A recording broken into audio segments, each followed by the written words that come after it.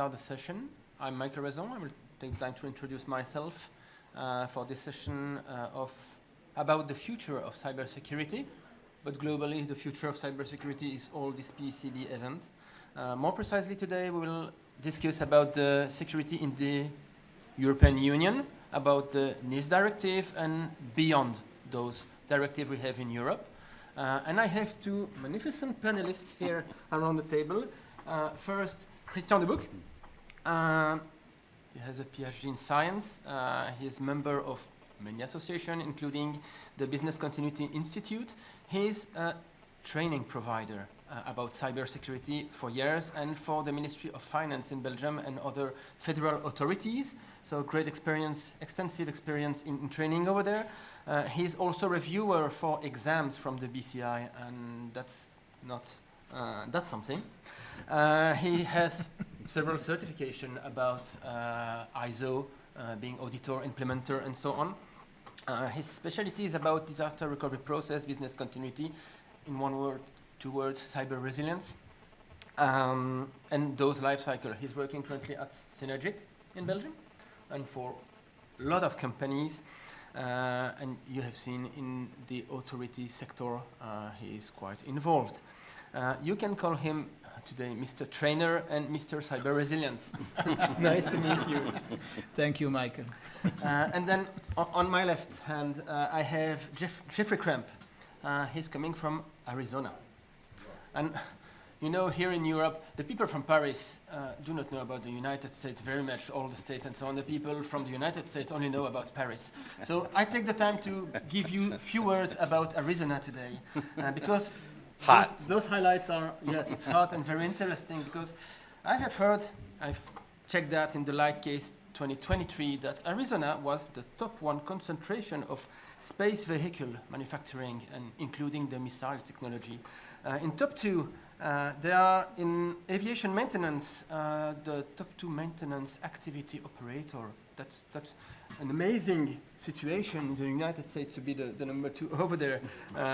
And then top five, largest employment in aerospace and defense. And top six, according to PricewaterhouseCoopers, aviation and defense manufacturing attractiveness. And in that Arizona world, you have Jeffrey Crump. Yeah, it's the mustache that does it. Cybersecurity Training and Consulting LLC, certified CMMC assessor. For the people who don't really know about CMMC, it's capability maturity model certification, cybersecurity, sorry, in the US, implemented by the Department of Defense. So it's kind of the NIS 2, it's a regulation for the cybersecurity for the defense supply chain, starting with the US DoD and going with a flow down to the different people in the supply chain, including all the different companies, because in the defense supply chain, they all drink, eat, and being transported, so everybody is involved. That's very important, that region is represented by a CMMC assessor. They are not numerous, and they are very important to give you insights about the certification programs on the US side. He has taught the CMMC certification courses to hundreds of people, so you can call him Mr. Training as well. And he's author of a very interesting book about cyber crisis management and planning. The title is How to Reduce Cyber Risk and Increase Organizational Intelligence. So must-have book. You can already buy it on your phone if you have it with you. And that book has been expanded in several trainings. So Mr. Training and Mr. Cyber Resilience, but on the US side. Thank you. We had a moderator. He unfortunately could not attend this session, so I'm taking the lead for presenting the people and doing the chit-chat. I'm Michaël Raison. I'm cybersecurity and compliance specialist. I'm head of compliance at SAPCA in Belgium, and defense and aerospace company, and I'm consultant at Approach Belgium cybersecurity company. On that company, I'm responsible for the defense and aerospace sector, so also on the military side, for some aspects of the activities. And we have an interesting initiative in Belgium named Cyber Made in Belgium for Defense, where we discuss with the Cyber Command, the national authorities, and the industry how we can react in case everything fails in the company, in case of disaster, which is one of the purpose of NIS, one of the purpose of CMMC. How will we act if the things do not happen properly? So for the purpose of this session, I will be the guy from the industry. The industry is asking what we have to do with all of this, NIS and so on. So, Christian, I have a first question for you. My first question will be, I have IT specialists in my company. They have implemented cybersecurity with good practices and so on. In terms of cyber resilience, if things go wrong, what does NIS2 or similar regulation bring me or give me as homework over that? They are talking about resilience, recovery plans. What do we have to do with all of this? Actually, you have to be resilient by any way. So you just mentioned, what if something bad happens? And I will say it's not what if, but when something bad will happen, what will you do? You get a better be prepared, because if not, then you only have tears to cry. So make plans for beforehand, before something happens. And how do you do that? Because cybersecurity is still today quite a lot perceived as a IT-only activity. So yes, everybody is responsible of security by not clicking as a fool on suspicious links, opening suspicious emails, etc., etc. But when it comes to building defenses, then it's only the IT department who's supposed to be there. And when something really bad happens, everybody thinks, okay, the IT guys will fix it quickly, properly, and fully recover your IT environment and all of your data. Maybe this is not fully true. Yes, hackers, they took the opportunity of the COVID to improve their malware, and now if you pay the ransom, you have a bigger chance to recover your data than for 5 years ago. Good, but do you want to pay the ransom? Do you want to take the risk? Maybe not. So what do you put in place? If something really bad happens and you have to analyze what is going on, couple of hours, maybe couple of days already elapsed before you start to recover anything. Then you start to recover, and you probably have couple of gigabytes or couple of terabytes of information to recover from your backup, and there is a physical limitation. As the moment you start, you have your network bandwidth, which is a limitation. You have the speed to provide the data, which is maybe hosted externally, which is a good practice. But when you want to get them massively restored and recuperated in your premises, then it takes time. Is your business ready to wait for that time? And what if they are not? You can spend more money to increase the bandwidth.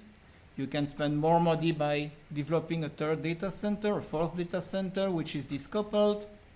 Okay, that's one thing.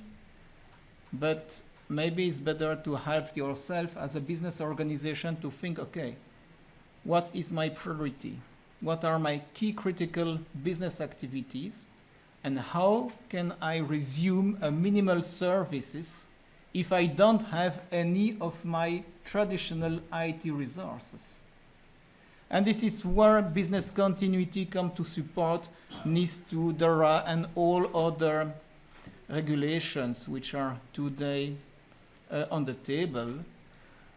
Cybersecurity is one thing. Cybersecurity is more and more looking to business continuity, IT continuity, in one word, operational resilience, to work all together, IT people, business people, to provide answers and solutions to the question, what will I do when something really bad happens? So you mean that regular IT and cybersecurity specialists in-house in the company should either focus more on those aspects or get strengthened by another team? Are they capable of doing that on top of their work? They do have, my experience is they do have all the in-house knowledge if they work together hand in hand, but that's not enough if they do not onboard also the business department. Because usually, okay, you have a bunch of application, you have a bunch of data, what will be the first to restore? What will be the most important to recover? If you don't know, you may spend hours and days to recover some data and some application that is not key critical to your enterprise. Yes, and the business is in panic mode at that moment. Exactly, and the phone gets red from calling, and what happens, and when will that be available again, etc., etc. Yes, seen that in several situations where the company is completely messed up. They do not even have the time to do the B plans, plus the daily work, plus the restore. Yes, so they should prepare for that?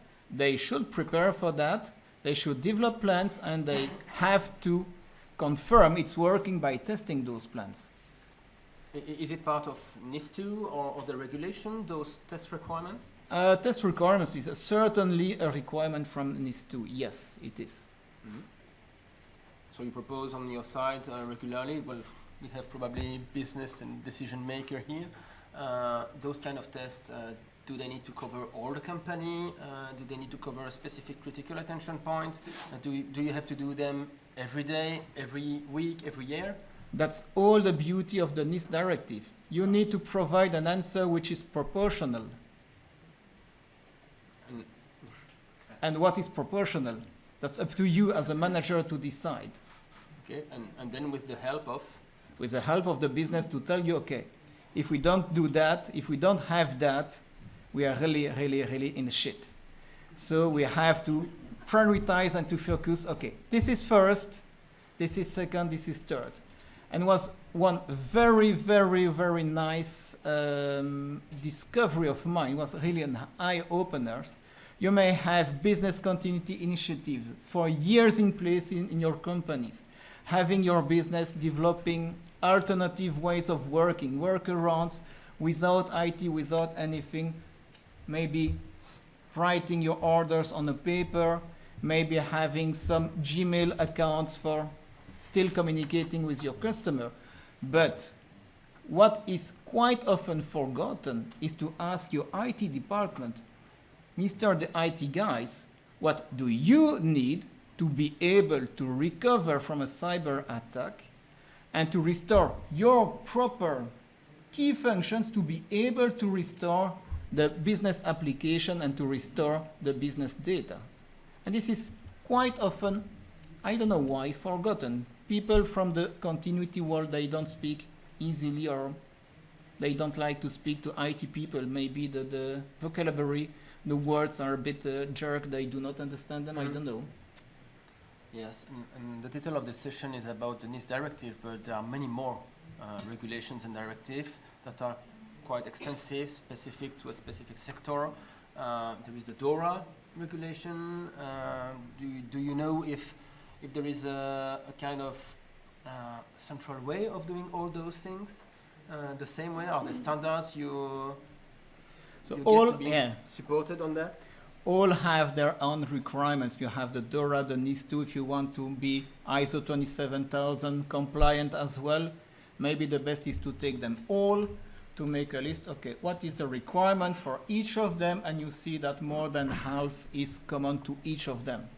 So good to take them all and to make the work once, or to take once and then to expand. But at the end, you will see if you take one, the NIS 2, for example, you have already 50 or 60% of the work done regarding resiliency, regarding recovering, regarding resuming your activities. And then you can add the few extra controls and the few extra miles to be also ISO 27000 and DORA. In the end, still, for the decision makers, those regulations will change, evolve, and get additional requirements over time. If we stick to one regulation, there is a risk that in the end we focus on something that will not be applicable in the future, or not with the right level of security, resilience, and so on. Which kind of standards should we rely on? Here we are at PCB conference, there are many trainings over so many standards. Which one would you rely on to support those kind of regulation about cyber resilience? I do have my personal view on that, which is maybe not that relevant here. I'm a great believer of the ISO standards, myself. I know people for cybersecurity, they only have the NIST cybersecurity framework, and I don't say the one is better than the other one. It all depends. My customers, the world I'm living in, they're more ISO oriented because also on the Belgian level, a lot has been developed around the ISO as a base.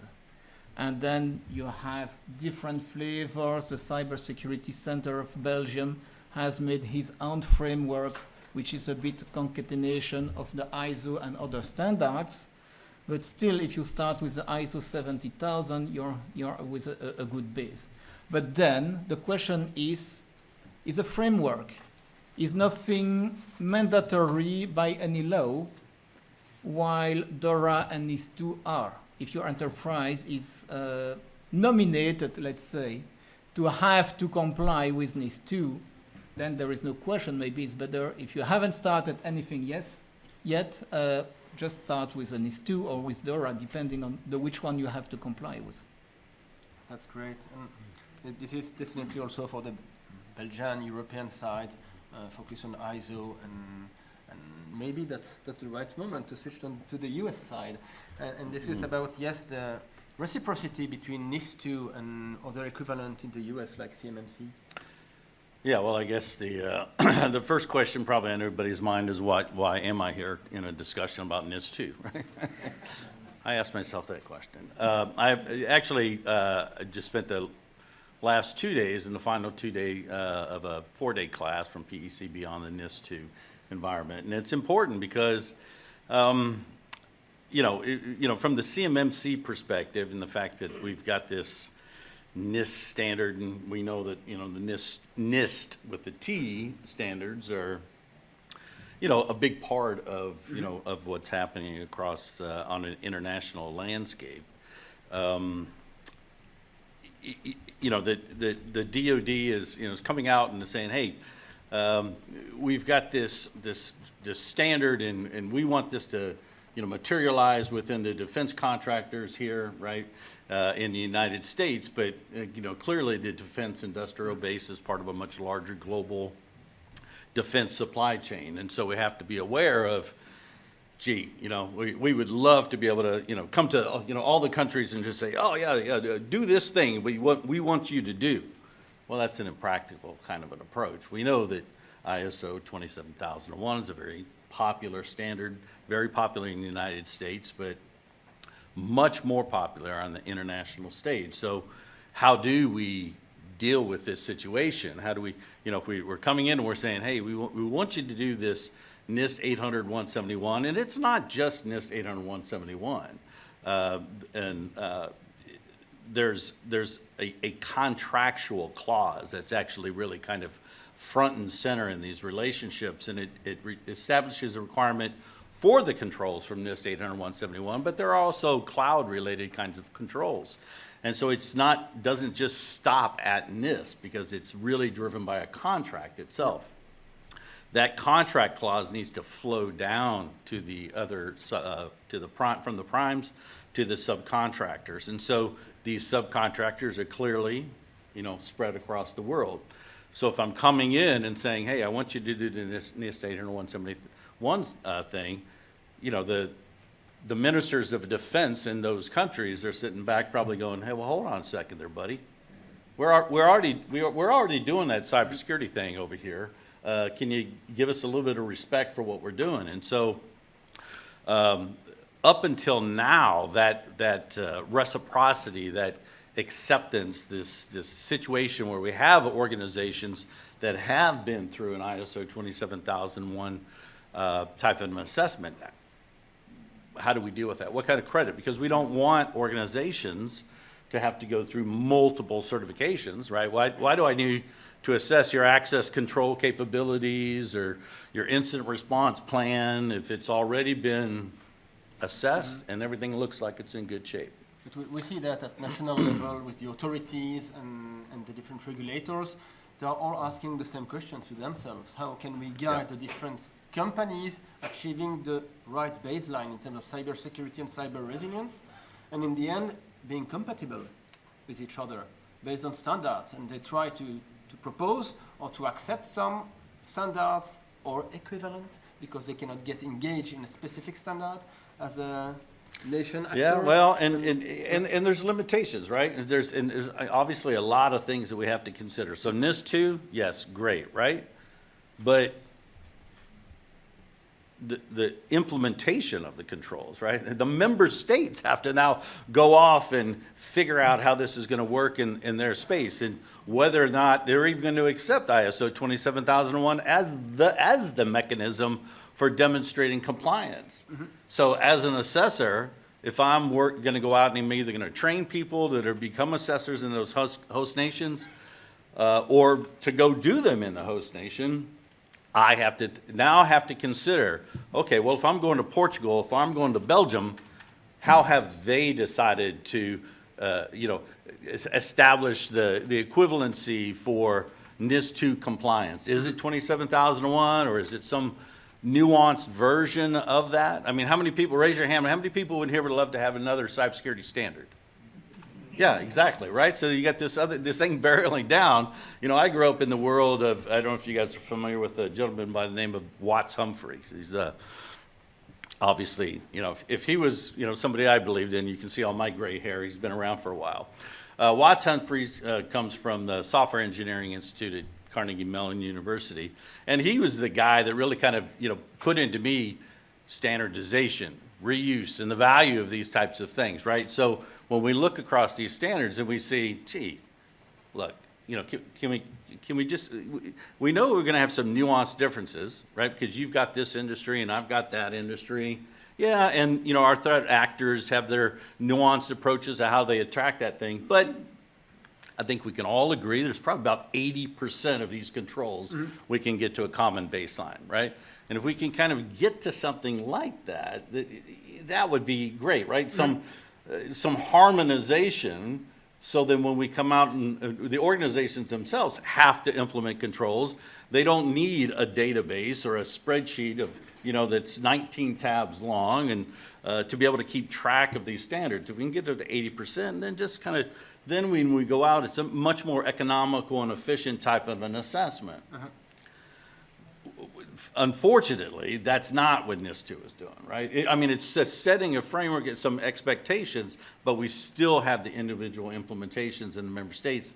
That creates some challenges. And that's not easy then to verify in Yeah, terms of accountability. no, absolutely right. That's maybe the right question. If you are, let's say you're a representative of a big international company based in the US, and you're working with a big company in the EU or government organization, whatever, and you need to verify about trust and check. How would you do that? Well, number one, you have to understand that when it comes to the CMMC, and if you're interested, there's a whole session on this where I get to stand on a box and talk for 30 minutes about this thing. But it's focused on just confidentiality, and it's only two types of data that are relative to the federal government: federal contract information and controlled unclassified information.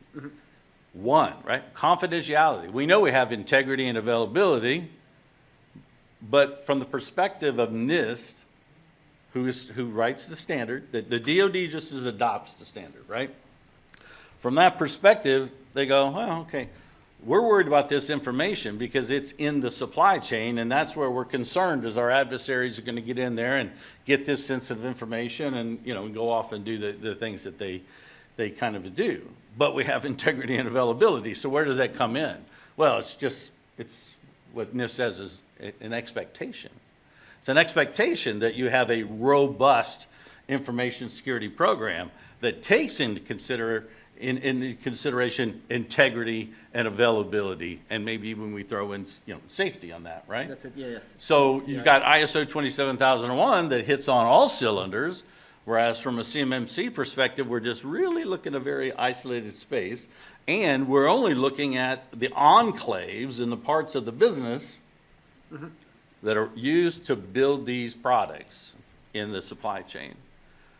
We don't I don't really care so much about your enterprise unless you are offering up from that enterprise some type of an IT shared service. Outside of that, right? Okay, so Not so much. let's give a bit of role play here. That's Can I just add? I totally recognize the American way of doing business, pragmatic and to the point, going to the confidentiality, Yeah. which is what matters the end users. And maybe the difference, adding the availability and the integrity, this is all about protecting the business, where Americans, they say, okay, if you're fool enough not to consider the survival of your business, too bad for you. Yeah. Where Europeans are a bit more protective or caring about their industry, and they also add controls on integrity and availability. Yes. And then coming back on those FCI and CUI, so the federal and contractual information, you mentioned the word contract. There is a contract with the US. If by contract your European stylish company has developed a cybersecurity to support those FCI and CUI, and then you have an incident. And then you need to be resilient, and your IT and security team is already focused on their part, and then your cyber resilient team need to demonstrate to the US company that they have made their homework and that they're working properly for those precisely contractuated FCI and CUI. What will you show up from the NIS, from the standards you are using to tell, I have protected yours, and in case of incidents, I'm doing the right thing by doing this, this, and that? Yeah. Well, let me interject. What he would provide is based upon what we recommend, or what the expectation is for the evidence, right? So we take a control. What 800-171 does, it takes a control statement and then it decomposes that, okay, and then we assess at the objective level. So we have a domain called incident response, and in there it's broken up and it tells us, hey, you need to be able to show an incident response plan, an organizational capability to do these types of things in place, right? Right. So at each of those, I kind of refer to the practice statement as 6-foot hurdles, and then the objectives are the 6 1-foot hurdles, right? So you just kind of decompose it. So you just individually give me the evidence. So you're going to provide me with an incident response plan, and in there it would demonstrate these different kinds of capabilities you have from an organizational perspective. Can you respond to that with NIS and ISO? That's the question. It's a very good question. I'm definitely not a specialist in CMMC, so if one of my customers is compliant with NIS 2, and I'm looking to make a lot of business with a company from Arizona, maybe I will try to get certified also in CMMC, but the very minimum I'm expecting is, if we conclude a contract, you will give me, as you very truly said, you will give me the list of controls I have to comply with. Yep. And probably 80-90% of those one will be already fulfilled because I'm Yes. NIS 2 compliant. And that's exactly but right. as you said, we are I don't not wanna- talking the same I don't want to language. see the evidence. If you, the assessor from ISO 27001, have seen the evidence, I don't need to see it again. No. It's like, why? Why bother, right? So, yeah. So going forward, if we look to the future of NIS 2, this, how do we get beyond this? What's going to be challenging is this member state by member state implementation of that, right?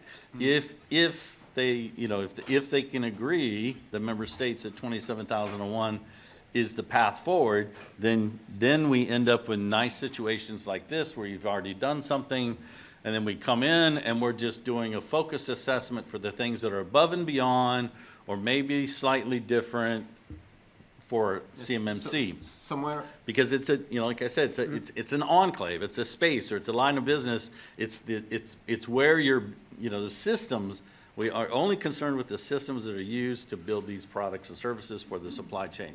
If you're a multinational manufacturer, you have multiple divisions, you're building all kinds of products and services. ISO 27001, you might come in and do everything, right? Yep. I just need a little bit of that. Focus and, yeah. Just this little bit of the puzzle. And that So I want to statement make is this sure probably the true scope alignment is important. beyond NIS 2, that statement is probably true for other regulations that are more specific. If you take the defense and aerospace industry, the emerging technologies, the health sector specific, you have HIPAA or other elements you need to comply with. Probably the NIS 2 is already a strong and well-recognized baseline with the ISO standards that are underneath to get the strong baseline you need to cover already a big part of all the other regulations. That's pretty much the story I hear today between both of you. Yeah, I mean, I can tell you that, you know, the what's kind of happening, or, you know, if we're gonna kind of read the, right, the magic ball here, you know, you're talking about rolling the, you know, the glass ball that's gonna, or the black ball is gonna roll up the number 8 kind of a thing. You know, when we look at the CMMC, it started off as a DoD thing, but there are absolutely other agencies that are looking at this to become possibly the standard or program that they would implement even within their own agency. So it's, you know, it is absolutely, it's a supply chain for the DoD today, but there's some anticipation that it's then going to roll into the other agencies. So Health and Human Services, or just GSA from a larger perspective. So we're going to go from, you know, maybe 250,000 of suppliers just in the U.S. alone to potentially millions and millions, and affect different supply chains. So if you talk about, you know, HIPAA and healthcare, if you're an international, again, manufacturer in that supply chain, there's a possibility that this thing is also going to be coming to your industry as well, some point in the future. Yes, definitely. And Europe has adopted a document, European Commission yesterday, about the critical technologies to be prioritized in terms of cybersecurity. You will find it on the internet. And, well, for instance, AI is part of it. In the introduction session, we discussed the ISO 42001 standards for AI and so on.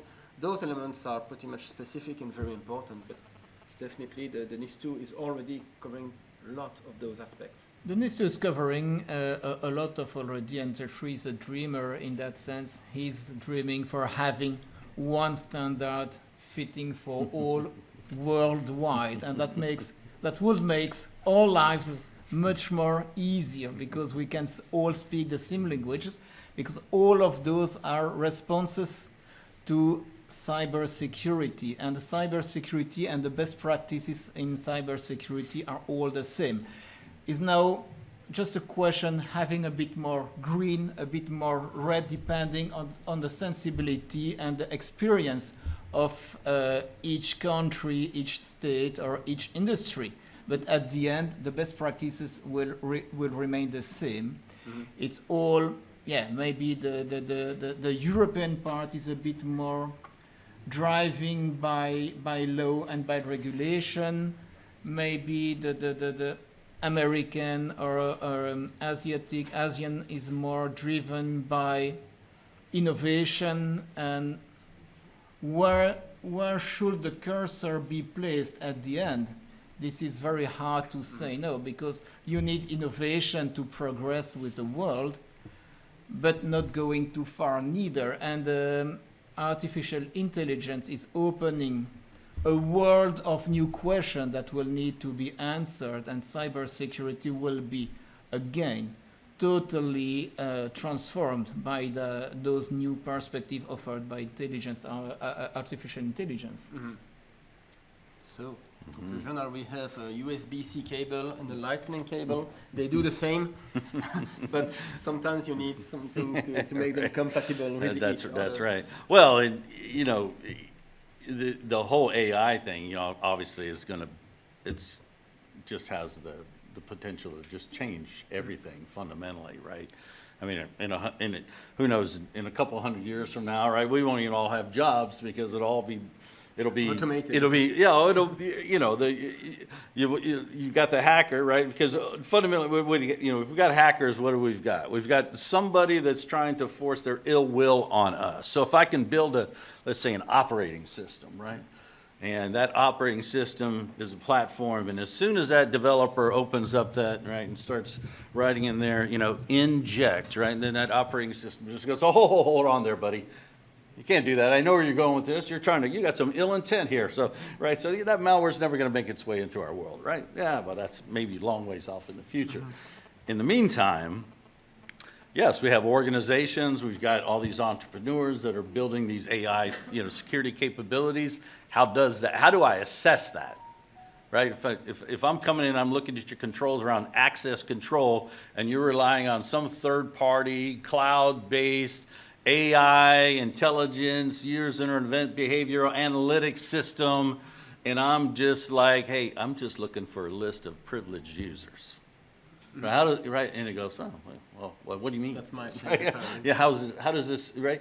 So this evidence and this ability to demonstrate it, it's moving so quickly. My concern is that our control bodies, right, they tend to be you know, they try to be forward-looking, but we build these based upon the experiences we've had. So NIST, you know, NIST is 80171, it's in the current form is revision 2. They're building revision 3, or it's been built, and they've had public comments on that and that kind of a thing. But it's just an iterative step forward, right? On the old paradigm. Yeah, of really kind of what we know now, right? There's nothing in there that is innovative, right? Nothing at that maturity level 5, right? Optimization, predictive. There's no controls in there that are future looking, that are trying to, I mean, you know, we talk about trying to be left of boom, right? And trying to get, you know, all this planning, all these kind of capabilities in place. But how do you put in a control for something that's innovation-based that you don't even have today? But you might have it in 6 months because the really smart guy, right, in that innovation think tank down the street just compiled the last version and now it's working. How do we deal with that? Our control body, you know, there's already enough churn, right? We hate that. You're going to get the next revision. Now the organization has to change their implementation, right? Now they have to upgrade. They have to be reassessed, and right. Yes. So now we're going to change the controls. What on a and this is on a 6-month basis? Yes, this is already the next race. Right. Yeah. Let's automate. Maybe that 200-year future doesn't look so bad after all, right? Okay. Maybe it's time to open the Q&A session. If you have questions, doubts, details to ask about those scenarios. We have the first question there.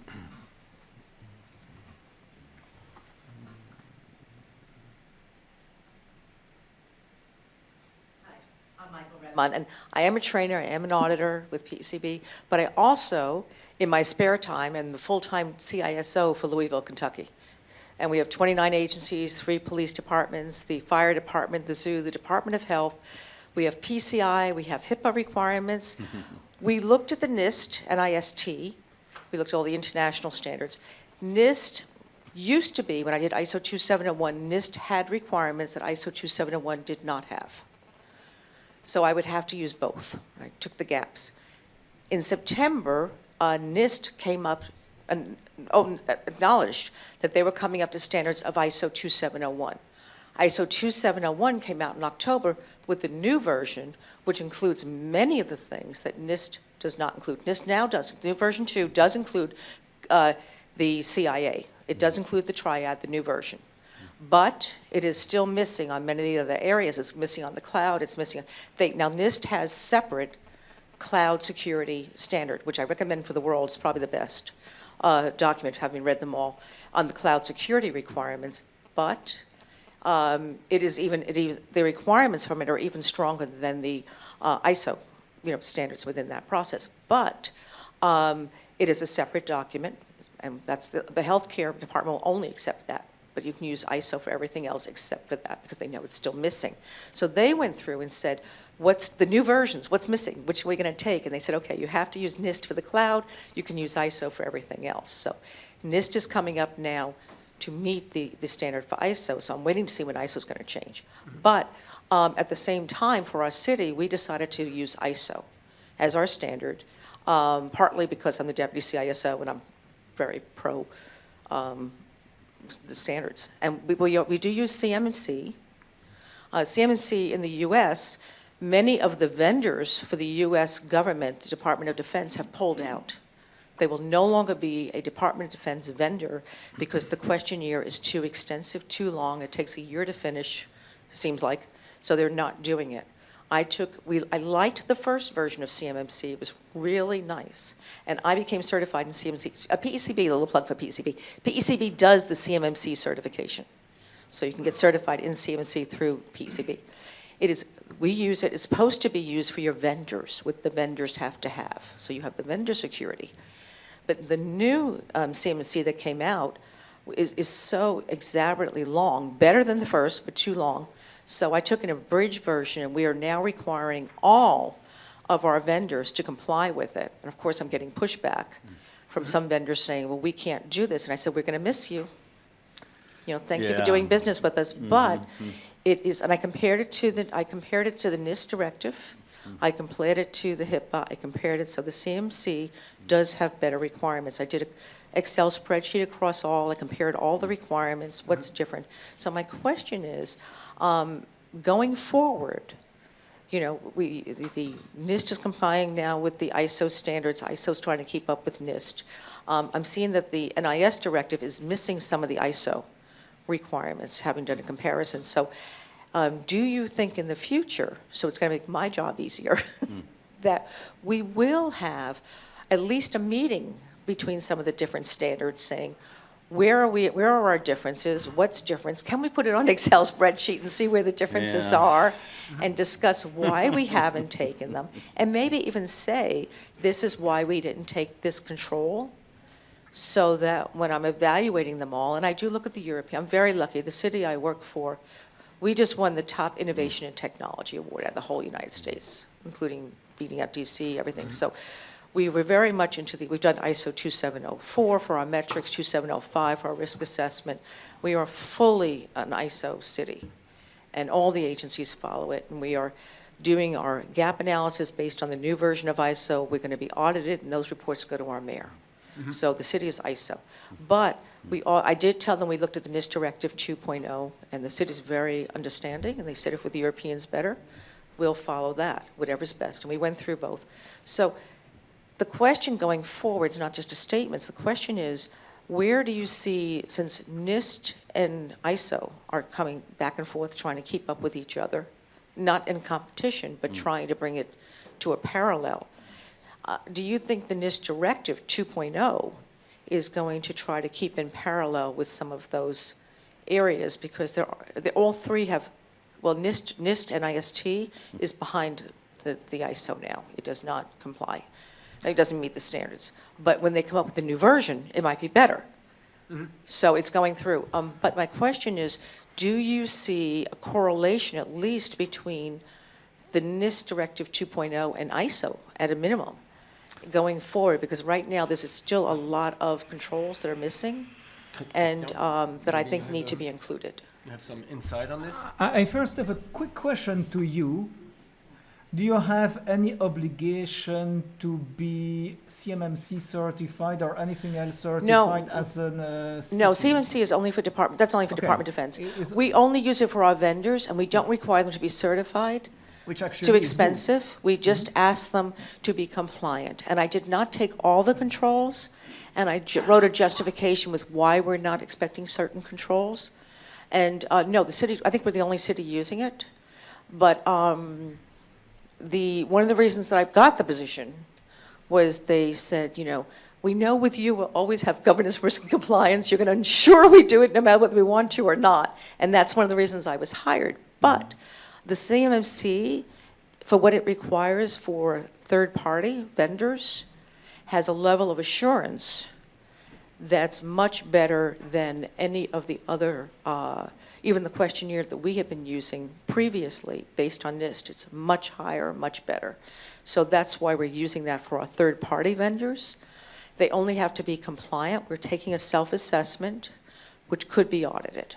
So there is a we will possibly audit. So there is that. But so far, we've had very honest responses saying, I don't understand this question, I don't understand that question, that we can certainly too long. understand that. The CMMC is not written clearly, unless I felt like telling the vendors, you need to sign up for the PECB CMMC course so you can fill out our questionnaire, but I didn't do that.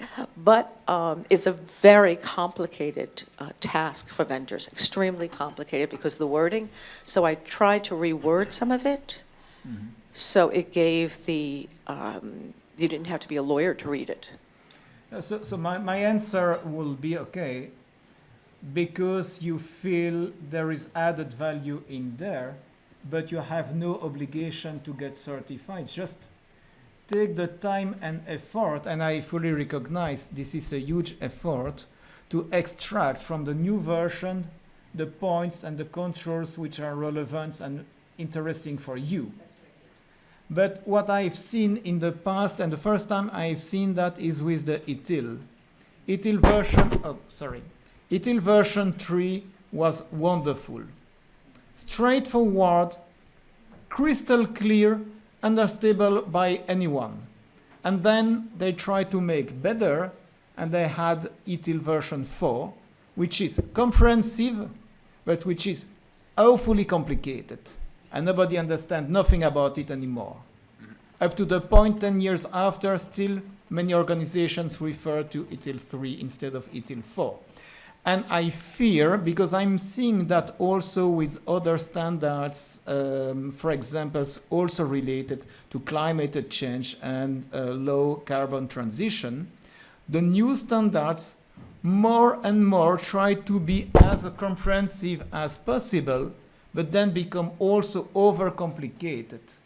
And I fear the same will be for NIST and ISO standard over time. Now, to answer your other question, what if NIST and ISO will someday, by any miracle, become one standard? I don't believe this will happen ever, and I don't even believe this is a positive evolution. What if iPhone will have no competition from Android and from Google? Probably will still all be with a small iPhone 3 with a very small screen without any new development, etc., etc. That's also the standard, and you pointed that very good, actually, that the one is looking to the other one to make something better, with, as I say, the risk that it will become soon overcomplicated and very difficult to implement. Yes, and at the industry level, I would not underestimate the level of specificity of each sector. And definitely a member state, a DOD, cannot decide for a complete universe, for a single standard that would be applicable, one size fits all. And there will be dedicated standards. And we have seen that in different sectors. For instance, the automotive sector has defined some TISAX or whatever standard that are combining different standards together, dedicated to the sector. The aero has their safety management system acquiring new stuff today. We have in Belgium, the CyberMed in Belgium for Defense Group is discussing with, I will come back to you just afterward, has defined cybersecurity fundamentals with matches, NIST and ISO stuff together. So if you are really wondering, ask your sector authority, because it will be recognized. That's an ID, recognition matters, you know that here. And you can, but she will give you the mic. Thank you very much. Can I just do a quick course correction on one of the things that was said there? So PECB is what's in the world of the CMMC is what's called a licensed partner publisher. So they create the training content. When it comes to delivering the actual training itself, you have to use what's called a licensed training partner, okay? And that licensed training partner has to utilize the certified material, much like what comes from PECB. So, if you're just using it for your own organization, if the others accept it. yeah, so, yeah, I mean, if you're going to go down, so PECB offers currently 2 classes related to the CMMC. One's a foundations class, and it has nothing to do with the official certification pathway, but it's a nice 2-day introduction to the CMMC, right? So if you just want to cut your teeth and get some familiarity, but you have no expectation to go on to become a certified professional and want to be an active, a real member of the, assessment or pre-assessment ecosystem, then take the 2-day class, right? This one is important for the management level. Absolutely. If you want to become actually certified, and you don't have to, right? Nobody has to be certified. You can take the CCP course itself. It expands on the foundations, definitely goes much deeper. From my perspective, I've used students coming out of the CCP as kind of being an assessor, but just for a subset of the controls. So we have 110 controls in 800-171. Somebody that becomes a CCP, if and when they participate in an assessment, the scope of the responsibility is only 17 of those controls. So it's kind of like, the entry level kind of an assessor, but they're not called assessors. But if you're going to go down that path, or if you want then you definitely have to use the license training, the material. But it is good for a company that, or anyone overseas who wants to implement it with third parties that aren't going to be. Absolutely, yeah. I mean, it's a framework. It's a standard, 800-171. There's other stuff on top of it because there's legal regulatory drivers that are very specific to the DoD. So you're going to get all that kind of stuff, right? But if you're looking at them from a control perspective, look at 171. There's some good stuff in there for sure. And, it doesn't line up one for everything in ISO 27001. So if your organization's kind of taking that best in breed approach, I'm going to go look at lots of control bodies, and I'm going to cherry pick out of there the ones that are best for my organization. And if I have regulatory or the kind of certification requirements, I'm definitely going to check those boxes. But if I'm going for best in class, I'll pick from whatever is I out have there. to be a little bit the timekeeper for this. You have a final Yes. remark on that question? Or question? I just had to reformulate just to make it sure that we catch up the break. So two aspects. First, is the NIS Directive 2.0 referring to the critical sectors where it has to be implemented? I am afraid not, and I want to tell you now, I am Elisa Popa, Information Security Consultant, Auditor and Trainer from the United Arab Emirates. We have a critical information security regulation that has been enacted in 2015. It has mapped the standards, about 8 standards that have been used to create it. So I heard earlier Michaël Raison saying there is no mapping with other standards. This is a missing point. You as a regulator, if you are the European Union, you have to declare all the standards that you have used, create a matrix where control by control they are linked together. So if you update or if you innovate, I need to see that from an auditor perspective, from an implementer perspective. Put that on a side. You as a, let's say, professional group, you can create that mapping, like Cloud Security Alliance had created using volunteers, professionals, to create a mapping between cloud controls matrix and all possible standards from the United States and the world. So you can create that, and maybe PCB will bridge such volunteer groups so we can share this value. Second point now, going back to the critical information infrastructure sectors. What is critical for all the world is the defense. How to call it? Maybe it's not defense. Maybe we call it governmental. As government also collects a lot of data from citizens. They might use it for our defense. They might use it for providing services to us. So government should be the first critical sector that has to implement NIST, but NIST regulator has to say it. So we don't come up with discussions at country level. And I will tell you why. I am Romanian. I had the discussion with a consultant for the European Parliament last year or 2 years ago when NIST 2.0 was not even issued. And we had a discussion, what is critical for Romania? Well, automotive industry, without doubt, is our first GDP contributor. And this is definitely a He never said government, defense, police, and so on.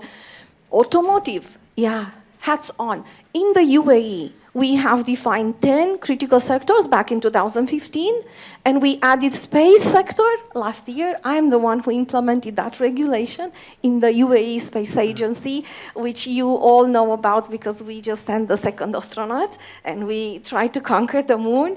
So believe me, I will shoot now very short all these critical sectors and probably will ring the bell. I said government. Then we have finance, which is banks and insurance. We have also defined those subsectors. We have oil and maybe gas, for those details, chemicals, we can discuss that just after the meeting to open the other questions. healthcare. Just to continue, I said oil and gas.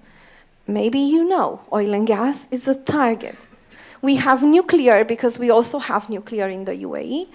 And I will tell you, we have education. If you are looking who's acquiring data from grade 1 till grade I don't know what, this is education. Consider it critical and implement this standard. So go beyond the defense, which these guys have all the cybersecurity skills in the world. Thank you very much. So instead of a question, I just wanted to say my opinion. I have a question. I'm Australian. I teach 27,001 every month. My question is, what is NIS doing around audit quality? We do a lot with certification of skills of the auditors, but what about the audits that are delivered? I wonder how NIS Directive is monitoring the quality of the audits that are conducted. Yeah, that's a great question. Yeah, and in fact, in the class I was in, there was, somebody was talking about, these questions about the auditor quality and the integrity of the auditor themselves. And I don't know that I learned anything about it, about a body that actually, looks at the quality of the results. Now, it's slightly different on the CMMC side because there is a body that actually does do that, looks at the results of that. But from a NIS2 perspective, I don't know. The NIS to define that at member state level, if I remember well. I do not remember the article which defined that member states should define their own authoritative body and define then the accreditation body underneath, and finally the quality control system that stays beyond. So it's the purpose of each member state to do that, and definitely they are late in their program. Yeah. One final question? Yes, I don't know if you know if this directive is it going to be mandatory for all European companies outside of Europe. I mean, in Mexico, we work with GDPR privacy law, and of course with the European companies. If this directive is going to be mandatory. So you discussed the extraterritoriality of this directive. Do you want to handle of that? Honestly, So, I have no idea. Definitely, what we see that very few regulations in the world that are extraterritorial. There is the ITAR stuff for the military export, accord de Wassenaar, since the Cold War and so on, but there are very few elements in the story that could help a state, such as the United States or England, to emit a regulation that would apply to everybody in the world, because nobody would truly recognize it since it does not come inside.